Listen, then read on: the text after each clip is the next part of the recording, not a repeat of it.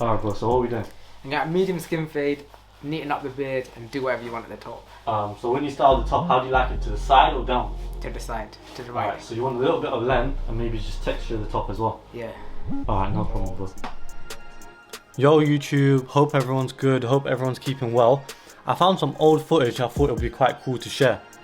So what I'm going to do, I'm going to start with the top of the hair and cut length and texture the hair. So my first step is to actually comb the hair down and start sectioning the hair. So I like to start with the back of the head and work my way down to the front, the fringe area. I like to do this as it's a personal preference. As you can see, I'm trying to match all my sections with my first section, which was created at the back, giving an even finish. This allows my work to stay clean and consistent, because when it comes to scissor cut, that is really important.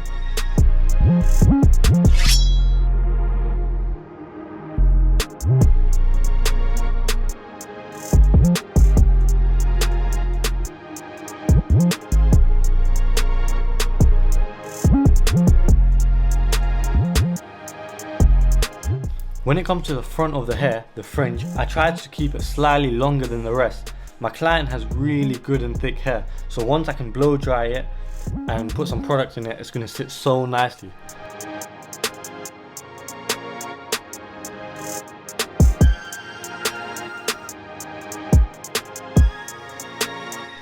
I want to keep some weight around the side of his head, so what I'm going to do, I'm going to start using sections again to blend the sides in with the top. It took me a long time to actually understand how to connect the sides to the top with scissors.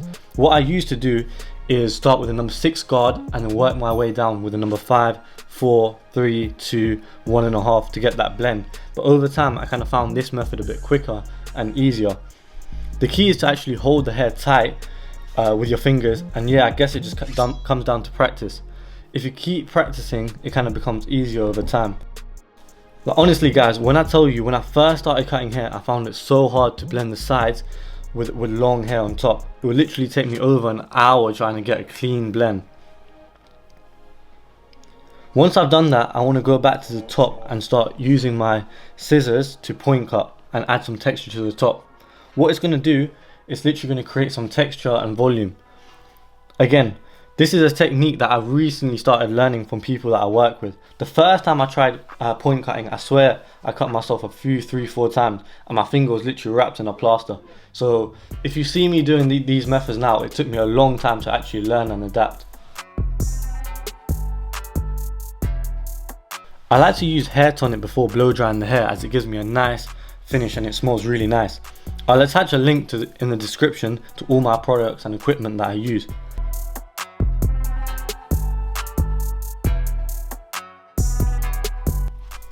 Alright, so I'm happy with the top and I'm going to start the fade process.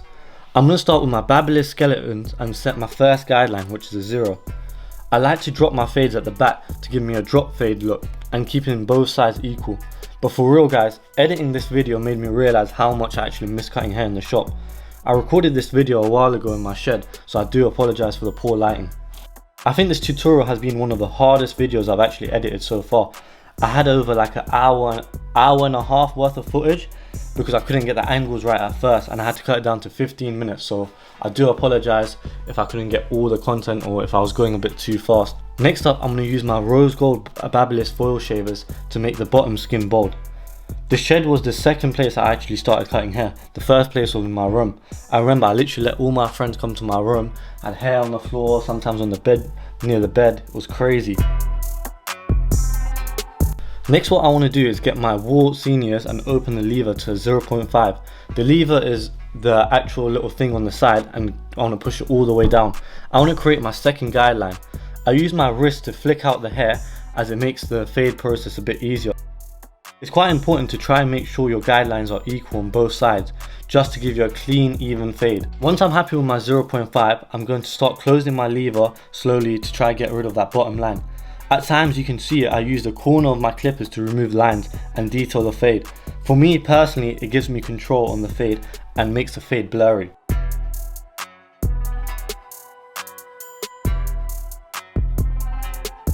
Big shout out to one of the best graphic designer, KS Media. Make sure you check out his socials, which will be in the description below. I've had a lot of people ask me who made my intro, and it was him. Definitely one of the hardest and most consistent in the game. Also, I've got to give a big shout out to my boy for these fire beats. His IG will be attached to the description below as well, so make sure you check him out.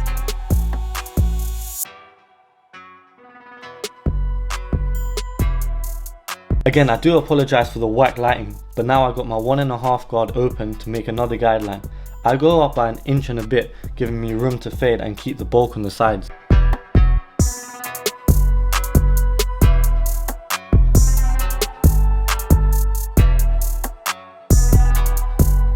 Next up, I got my 1 guard open, meaning the lever on the side again is all the way down from my number 1 guard. I'm going to try to remove that line between the 0.5 and the 1.5 guard, opening and closing the lever. It's important not to take the 1 guard too high, and you want to use your wrist still to flick out when fading. I tend to open and close the lever when I see any dark areas that may need fading.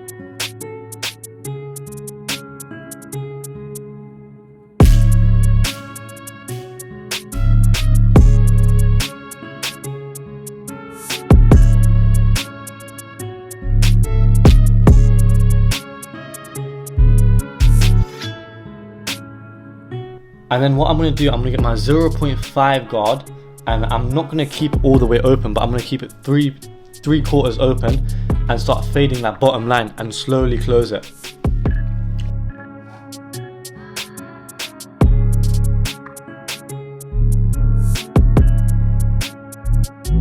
Once I'm happy with that, I'm going to literally just start detailing my work. That might mean using my skeletons or my Wahl Seniors and just seeing any bottom lines that I'm not happy with and keep going back and forth. I can't lie, it's actually so hard to stay consistent during lockdown, but I am trying to find old content that I can reuse and upload, so please bear with me. But once I'm back into the shop, just know I'll have weekly content coming. I'm going to try to drop tutorials, reaction videos, even like daily vlogs. Things aren't even related to barbering, but I really wanted to be doing it all, but because we're in lockdown I can't really do much at the moment.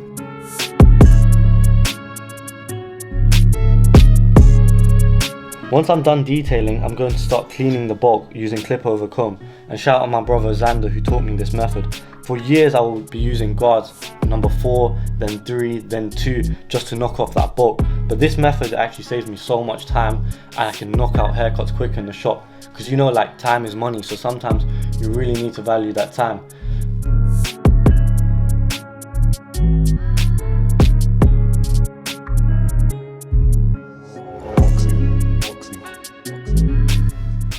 So what I'm going to do now is I'm going to get my thinner comb and my scissors, and I'm just going to clean up a little bit and do a little bit more detailing work, just so that bulk is cleaner and it fades smoothly and blurry.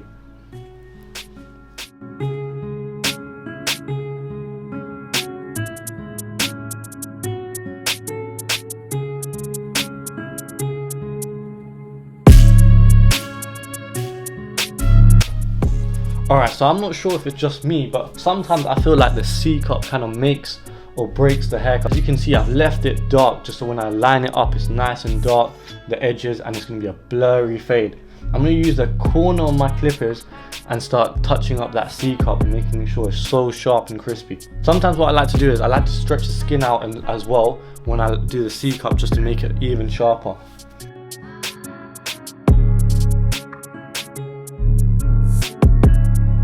That actually reminded me of an empty canvas, because he came to me and he was like, yo, my beard's long, do what you feel is right. And I was like, okay, cool, I'm gonna paint a little picture. So you know, sometimes as a barber you do feel like an artist and you appreciate these little moments. I'm just gonna line the beard underneath and on the side, try and make it as crispy as possible, make sure it's sharp, straight.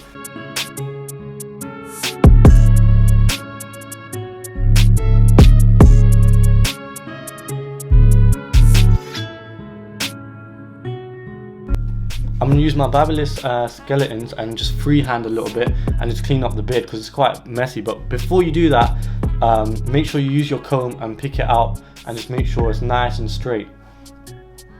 Alright guys, so my client, he unfortunately did not want that long beard. So what I did, I got that 3 guard and I cut it down, and then I got my 1.5 and 1 and just blended that whole beard in, just making it crispy and clean and just neatening it up.